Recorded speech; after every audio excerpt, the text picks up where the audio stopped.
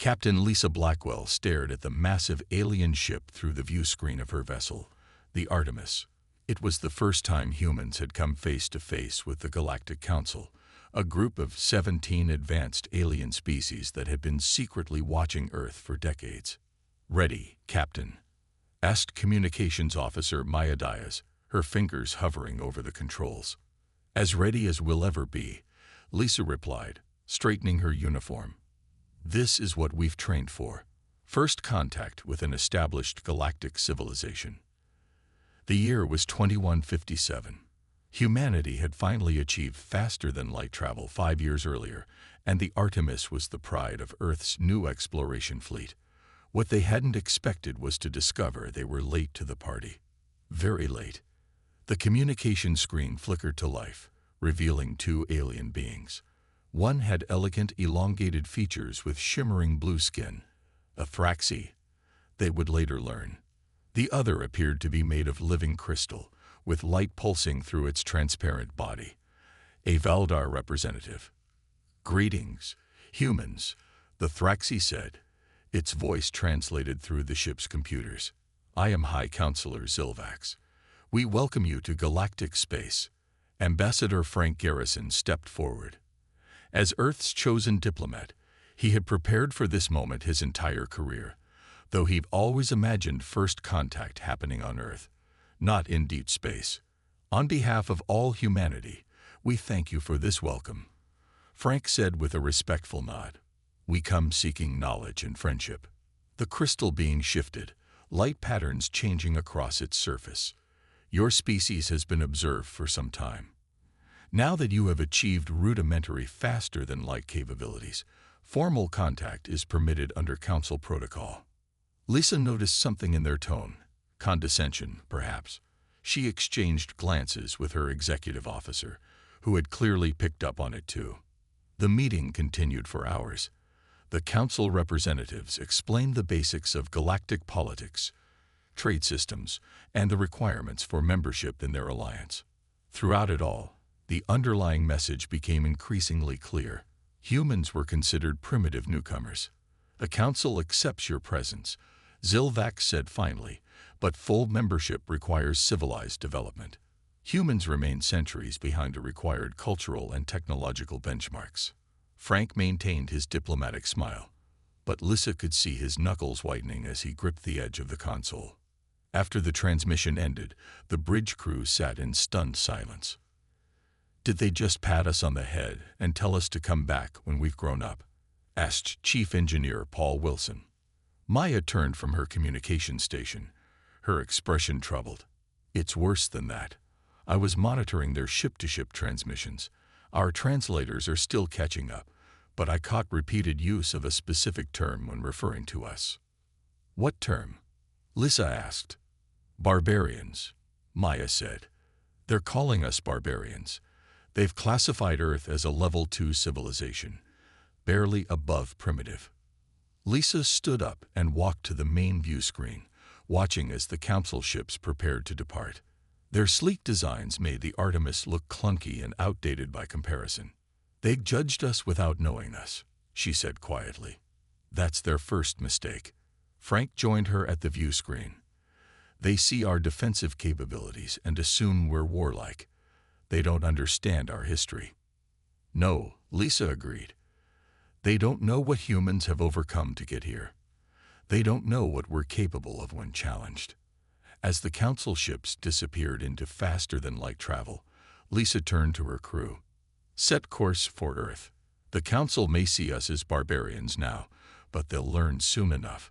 Humanity doesn't stay down for long." Her crew nodded in agreement. The journey home would be long, but the real journey, proving humanity's worth to a dismissive galaxy, was just beginning. 6 months after first contact, the situation changed dramatically. Ships from the Centauri Marches, a lawless region beyond Council space, began attacking human outposts in the Alpha Centauri system. These pirates targeted research stations and small colonies, stealing resources and leaving destruction in their wake. When news of the third attack reached Earth, the United Nations Space Command held an emergency meeting. The colony on New Hope had been completely destroyed, with hundreds of civilians killed. "The Council has offered their sympathies," said Ambassador Frank Garrison, his face grim on the video screen. But little else. Admiral Elijah Carter, a veteran of Earth's conflicts, stood before the Assembly. "The Council believes we should handle this ourselves. Councillor Vren of the Modery told me," and I quote, "young species must learn to defend themselves. The Council cannot intervene in every border dispute." The room erupted in angry voices. When order was restored, Admiral Carter continued, "I propose we show them exactly what humanity can do when threatened." Within 2 weeks, Earth mobilized a response fleet. 27 warships gathered in Earth orbit, led by Admiral Carter aboard the flagship Orion. Council observers watched with barely concealed amusement. "Their vessels are quite primitive," noted a Thraxi military attaché to his colleagues. "Their defensive reaction is admirable if futile." What the Council races didn't understand was that human ships were designed with lessons learned from centuries of warfare. They appeared simple from the outside, but contained sophisticated systems focused on adaptability rather than aesthetic elegance. The fleet departed with little ceremony. The Council expected humans would take months to locate the pirate stronghold. They were wrong. Captain Ben Rhodes led the scouting force that tracked the pirates to their base on a moon orbiting Centauri Prime. His ship, the Vanguard, used passive sensors that the pirates' technology couldn't detect. "They have no idea we're here," Rhodes reported to Admiral Carter. "Their defenses are strongest on the northern hemisphere, but the southern approach has minimal coverage." Carter smiled. "Then we give them something to look at in the north while we strike from the south." The battle began at dawn, local time. 5 human ships appeared near the northern hemisphere, drawing the pirates' attention and fire. The pirates activated their defensive systems, focusing all sensors northward. They never saw the rest of the fleet coming. Using a tactic called synchronized micro-jumping, the human ships appeared simultaneously around the pirate stronghold. The precision required was thought impossible by Council standards. Each ship had to calculate its faster-than-light jump to arrive at the exact same moment from different directions. "All ships, weapons-free," ordered Admiral Carter. "Remember, we want their leadership captured if possible." The battle lasted 3 hours. When it ended, the pirate base was under human control, and the pirate fleet had been reduced to floating debris. News of the victory reached the Council chambers during a routine session. The Thraxi representative nearly dropped his ceremonial staff when the report was read aloud. "How did they defeat the Centauri Collective so quickly?" demanded Councillor Zilvax. "Their technology should not have been capable of such precision." The Council immediately dispatched an investigative team led by xenostrategist Telerin to assess what had happened. 3 days later, Telerin sent his report. "We may have underestimated them. Their ships appear simple, but their tactical systems are remarkably adaptable. They fight like no species we've encountered. They use strategies our military theorists abandoned centuries ago, considering them obsolete. Yet in human hands, these tactics proved devastatingly effective." As Admiral Carter's fleet returned to Earth, they were greeted as heroes. But Carter knew this was just the beginning. "The Council is watching us more closely now," he told his officers. "They're beginning to realize we're not the barbarians they thought we were. We're something else entirely." A year passed since humanity's encounter with the pirates. Earth established research outposts in neighboring star systems and negotiated trade agreements with some of the more friendly Council races. Humans were cautious but determined to expand their presence in the galaxy. Then came the day that changed everything. The Caden incident. The Caden were not members of the Council. They were a reptilian species known for their territorial nature. Their empire bordered several human research stations, though Earth had been careful to respect the boundaries the Council had provided. Without warning or provocation, a Caden warship attacked and destroyed the research station Horizon. All 42 scientists and crew members aboard were killed instantly. Ambassador Frank Garrison demanded an emergency meeting with the Council. He stood before the 17 representatives, his face solemn but determined. The unprovoked destruction of a peaceful research facility is an act of war, he stated.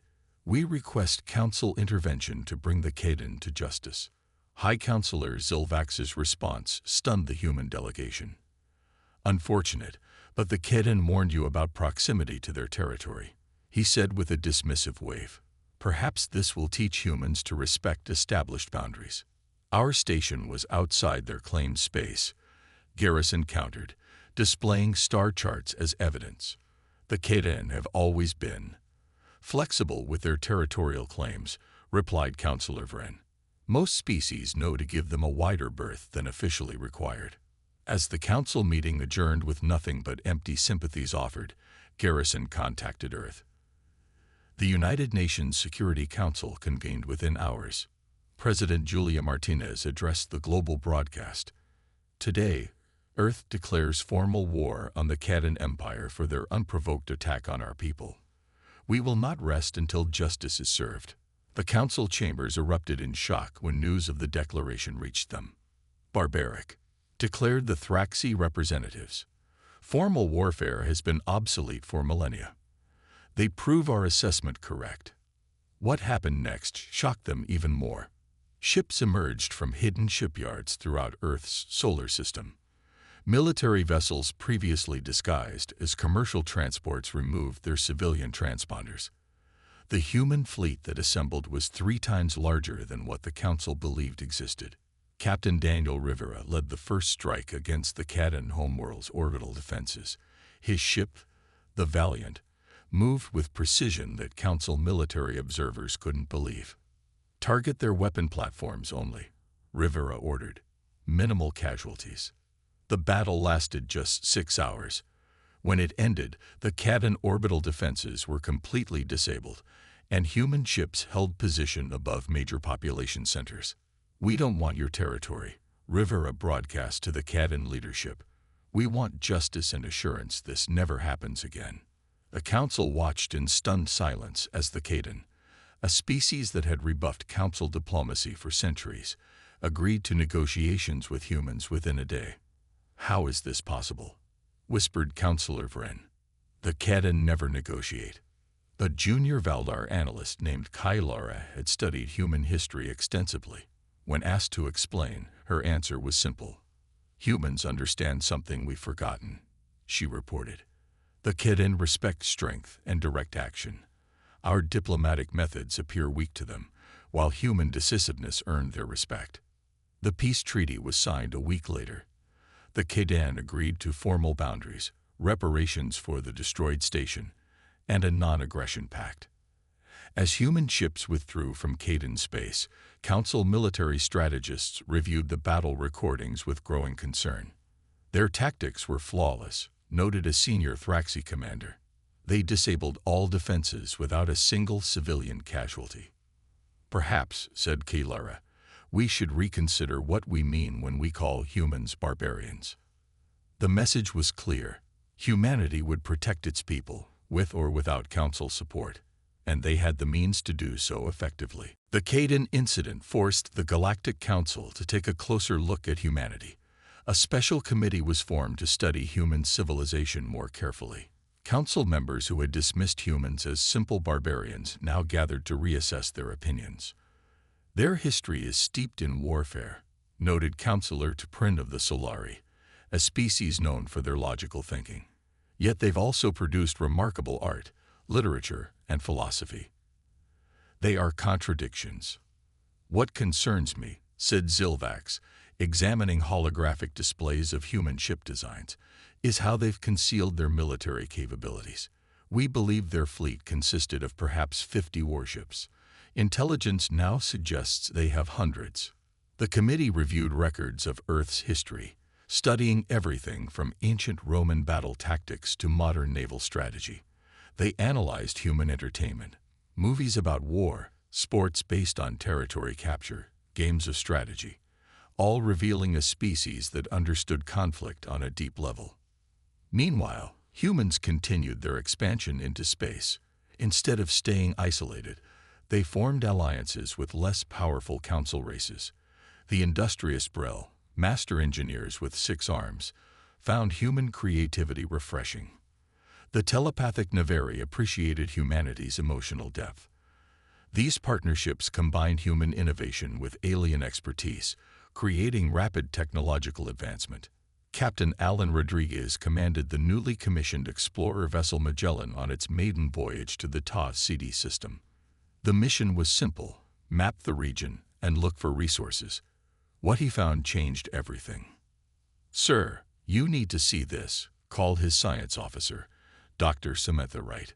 "The scanners are detecting energy signatures unlike anything we've recorded before." Rodriguez stared at the readings. "Is it natural?" "No, sir. It's artificial and ancient. I believe we found a gateway." The Magellan had discovered an ancient transportation network, massive ring-shaped structures that could instantly move ships across vast distances. The technology predated even the oldest council races. Rather than claim this discovery exclusively, humanity made a surprising decision. Dr. Ruth Jenkins, the lead researcher assigned to study the gateways, invited council scientists to join the project. "We believe knowledge should be shared," she explained during a presentation to the council.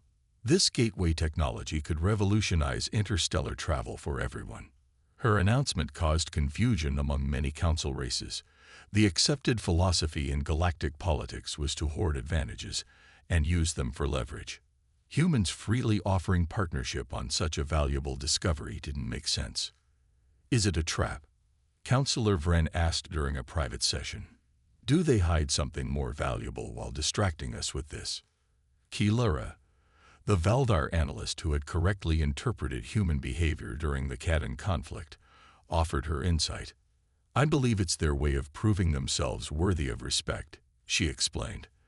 "They want to be seen as equals, not barbarians.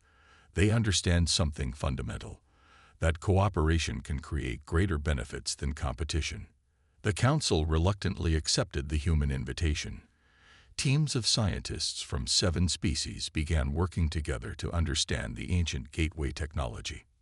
Within months, the cooperation bore fruit.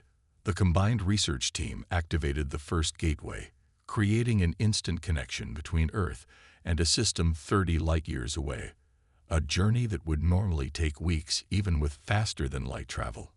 As the project succeeded, attitudes toward humans slowly shifted. Some council members began to appreciate the unique perspective that humanity brought to the galactic community.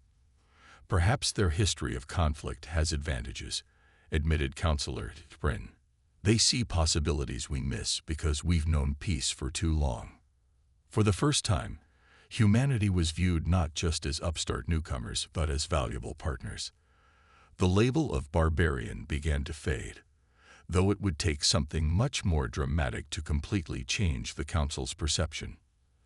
That change was coming sooner than anyone expected, in the form of a threat that had been sleeping for millennia in the darkness between the stars. 2 years after humans made first contact with the Galactic Council, a threat emerged that would change everything. Deep in the Sagittarius arm of the galaxy, an ancient enemy awakened from centuries of dormancy. The hive was not a new species to the Council. Ancient records spoke of them, a collective intelligence that consumed everything in its path. They didn't negotiate or communicate. They simply expanded, converting all organic matter they encountered into more hive units. The first warning came when 3 council outposts went silent within the same week. Investigative ships found nothing but empty space where thriving communities had once existed. "The hive has returned," announced an ancient Madari elder whose species had encountered them generations ago. "They will not stop until everything is consumed." Panic spread through the galactic capital. The council races had lived in relative peace for thousands of years. Their military forces were designed for maintaining order and occasional pirate suppression, not for facing an existential threat. As sensor data showed massive hive fleets moving toward council space, an emergency session was called. The combined council defense fleet mobilized, but the numbers were troubling. Council analysts estimated they were outnumbered 5-1. High Councillor Zilvax looked around the emergency chamber at his fellow representatives. His proud bearing had diminished, replaced by the weight of a terrible decision. "We must request human assistance," he said finally. "Their warlike tendencies may prove valuable against this enemy." The Council had never before asked for military aid from a non-member species. The vote passed with only 2 objections. The request reached Earth during July 4th celebrations, a planetary holiday commemorating one of humanity's historic independence movements. President Laura Chen interrupted the festivities with an emergency broadcast. "People of Earth and our colonies," she began, her expression solemn. "Today we received an unprecedented request from the Galactic Council. A threat known as the Hive has emerged and threatens all sentient life in our region of the galaxy." She paused, looking directly into the camera. "We've been called Barbarians by some members of the galactic community. Today, we have a chance to show them what humanity truly stands for. We fight not just for ourselves, but for all sentient life." The response was immediate. Military reserves were activated. Civilian ships were retrofitted for support roles. Construction yards worked around the clock. What shocked the Council observers wasn't just the speed of mobilization but the scale. The human fleet that assembled within days numbered over 500 vessels of varying sizes and specialties. Ships emerged from hidden bases throughout human-controlled space. Some were massive carriers housing hundreds of fighter craft. Others were specialized electronic warfare platforms. Heavy bombardment ships with reinforced hulls flew alongside swift interceptors designed for close combat. "How did we miss this?" demanded Counselor Tuprin during a security briefing. "They'd been preparing for war since before they met us." "Not for war," corrected Kaylara, who had been promoted to senior analyst after her insights into human behavior proved valuable. "For survival. There's a difference. Humans have always believed in being prepared for worst-case scenarios." The Council watched with a mixture of awe and unease as the human armada departed Earth orbit. Admiral Elijah Carter, who had led the successful campaign against the Centauri pirates, now commanded humanity's combined forces. His parting message to Earth was broadcast across Council space. "We go to defend not just humanity, but all sentient life threatened by the Hive. Today we prove that being prepared for war doesn't make us barbarians. It makes us the shield that protects civilization." As the fleet jumped to faster-than-light travel, many Council members wondered if they had underestimated humans all along. They would soon find out. The human fleet arrived at Proxima Centauri to meet with Council forces. The system had been designated as the rendezvous point before facing the Hive threat. Council ships, elegant and advanced, lined up in defensive formations that had served them for thousands of years. Admiral Elijah Carter called for a strategy meeting with General Vorthal, the Council's supreme military commander. The general was a Thraxi, tall and imposing with skin that shifted between blue and purple depending on the light. "Our combined fleet is impressive," said Vorthal, studying the holographic display showing both human and Council ships. "We will establish defensive positions along these coordinates and repel a Hive advance." Carter shook his head. "With respect, General, a defensive posture is exactly what the Hive will expect. We don't defend, we attack." The Council officers in the room looked shocked. Vorthal's skin darkened to deep purple, a sign of displeasure in Thraxi body language. "Attack?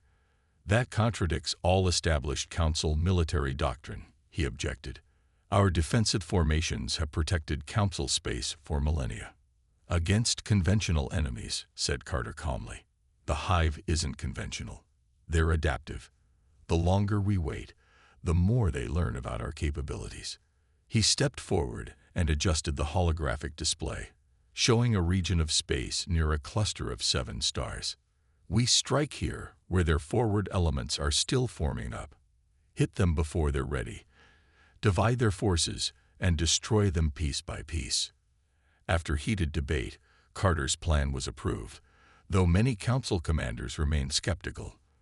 The combined human Council fleet would launch a preemptive strike in what would become known as the Battle of the 7 Stars. The battle began with human electronic warfare ships moving ahead of the main fleet. These specialized vessels broadcast signals that disrupted the hive's collective communication network. Council military observers watched in amazement as human ships executed maneuvers they had thought impossible. "How are their pilots surviving those turns?" asked a Valdar officer as a human interceptor squadron pulled off a high maneuver that would have killed most Council species. "Internal compensation fields and genetic enhancements," explained a human liaison. "Our pilots train for these conditions their entire careers." The Council ships followed human tactical guidance, abandoning their traditional formations for more fluid attack patterns. The results were immediate. Hive ships, confused by the electronic disruption and unexpected attack vectors, struggled to coordinate their responses. Captain Olivia Winters led the critical assault on the Hive command node. Her vessel, the Thunderbolt, carried a specialized computer virus designed to infiltrate and disrupt the Hive's central processing. "We need to get within 1,000 kilometers to deploy the virus," she told her crew. "That means passing through their heaviest defenses." The Thunderbolt took devastating damage as it pushed toward the massive Hive processor ship. Fires broke out on 3 decks. Life support failed in sections of the vessel. "Hull integrity at 28%, reported her damage control officer. "We can't take much more of this." "We only need a few more seconds," Winters replied, her hand steady on the controls. The virus deployed successfully, but the Thunderbolt's engines failed as they attempted to retreat. With no way to escape, Winters made a final decision. "All crew to escape pods," she ordered. Then, to her helmsman, "Set collision course with the processor ship." A Thraxi observer on a nearby Council vessel watched in disbelief. "They're sacrificing themselves," he whispered as the crippled Thunderbolt, engines failing, rammed the Hive processor ship. The resulting explosion destroyed both vessels but completed the mission. When the battle ended, the Hive advance had been stopped. The cost was high: 37 human ships destroyed and thousands of lives lost. But the alternative would have been the loss of billions across multiple worlds. The Council representatives had witnessed humanity's true nature, not just their capacity for violence, but their willingness to sacrifice for others. The label of barbarian no longer seemed to fit. The Battle of the Seven Stars was just the beginning of a long war. The Hive, though badly damaged, quickly adapted its tactics. Within weeks, they launched new attacks across multiple fronts, targeting both human and Council worlds. For the first time in thousands of years, the Council races faced a danger that threatened their very existence. In this crisis, humanity's so-called barbaric nature became their greatest asset. The Council races had forgotten how to fight a real war. Humans had not. Admiral Carter established a combined command structure on the space station Bulwark, orbiting a neutron star near the front lines. Council military officers worked alongside human strategists, merging their different approaches to warfare. "The Hive adapts quickly to any tactic we use more than twice," explained Admiral Carter to the Joint Command Staff. "We need to be constantly changing our approach." This was a challenge for Council military doctrine, which relied on perfecting standard procedures. Human warfare, in contrast, valued improvisation and unpredictability. Captain Noah Bennett led a special research team that combined human and alien expertise. They developed a breakthrough technology using quantum entanglement to coordinate fleet movements faster than light, something the Hive couldn't intercept or predict. "We call it the quantum tactical net," Bennett explained as he demonstrated the system to Council scientists. "It allows our ships to change strategies instantly with perfect coordination." A Valdar scientist watched in amazement. "We've been theorizing about quantum tactical nets for centuries," she admitted. "Humans built a working system in 3 months." As the war progressed, Council races began adopting more human approaches to ship design and combat. Their elegant vessels were redesigned with redundant systems, a feature they had previously considered primitive and inefficient. Now they understood its value when facing Hive weapons that could disable primary systems. Council military leaders trained in human combat simulators, learning strategies developed through Earth's long history of warfare. Humans, in turn, incorporated advanced council technology into their weapons and defenses. The turning point came during the defense of the Navari homeworld. The Hive launched a massive assault against the planet, home to 6 billion telepathic Navari. With most of the combined fleet engaged elsewhere, only a small human task force was close enough to respond. Commander Grace Williams led 27 human ships against a Hive force 5 times their size. Rather than retreat, they formed a protective barrier around the planet. "Hold the line," Williams ordered her captains. "Council reinforcements will be here in 6 hours. We just need to buy them time." For 5 grueling hours, the human ships absorbed devastating attacks. 9 vessels were destroyed. Others suffered severe damage. But they held position, protecting the planet below. When Council reinforcements finally arrived, they found the surviving human ships still fighting, still defending a planet that wasn't even their own. "Why do they sacrifice so much for alien lives?" asked Counselor T'Prin, watching the battle reports. The answer came from Ambassador Garrison. "Because that's what civilization means to us. Protecting the innocent regardless of species. If that's barbarism, we wear the label proudly." The Council ships quickly joined the battle, and together they drove off the Hive attack. When it was over, the Navari Planetary Council sent a message to Earth. "Today you have saved our species. The debt we owe cannot be measured." In recognition of humanity's sacrifice, the Navari shared their most closely guarded secret, a form of telepathic technology that could disrupt the Hive's collective consciousness.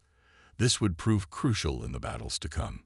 As human and Navari scientists worked to weaponize this technology, Admiral Carter addressed the combined fleet.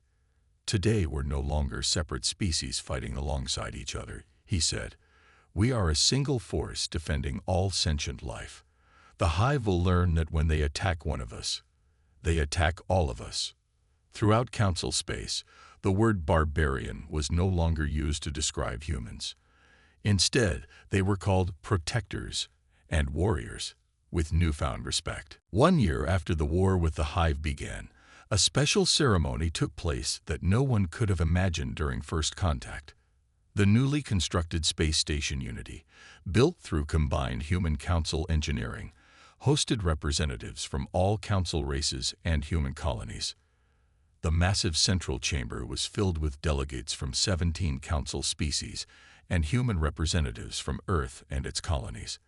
The space station itself symbolized the new relationship, council elegance combined with practical human design elements. High Counselor Zilvax, who had once dismissed humans as primitive barbarians, stood at the central podium. His blue skin gleamed under the ceremonial lights as he addressed the assembly. "Today marks a historic moment for the Galactic Council," he began. "For the first time in 5,000 years, we extend full membership to a species that has proven itself worthy through actions rather than age." He turned toward the human delegation, led by President Laura Chen. "We misjudged humanity," he acknowledged publicly. "We saw your readiness for conflict as barbarism. We failed to recognize it as vigilance born from a challenging history. The very traits we dismissed have saved countless lives across the galaxy." President Chen stepped forward to accept the formal invitation to council membership. She was a small woman physically, but her presence commanded the attention of the entire chamber. "Humans don't seek war," she said, her voice carrying to all corners of the room. "But we understand its necessity when facing existential threats. We bring this perspective to the Council, along with our commitment to protect all sentient life." The 2 leaders pressed their hands to a crystal orb that officially recorded Earth's acceptance into the Council.